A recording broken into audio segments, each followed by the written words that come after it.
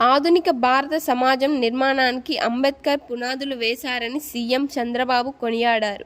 అంబేద్కర్ జయంతి సందర్భంగా ఆ మహానుభావుని దేశ సేవను సమర్పించుకుందామన్నారు. ఆ మహాశయుని వాక్కు స్ఫూర్తిగా బడుగు వర్గాల ఆత్మగౌరవాన్ని నిలపడానికి, వారిలో ఆత్మవిశ్వాసాన్ని నింపడానికి అంకిత భావంతో మనమందరం కృషి చేద్దాం. అంబేద్కర్ కలగన్న సమాజానికి సాధించుకుందాం అని ట్వీట్ చేశారు.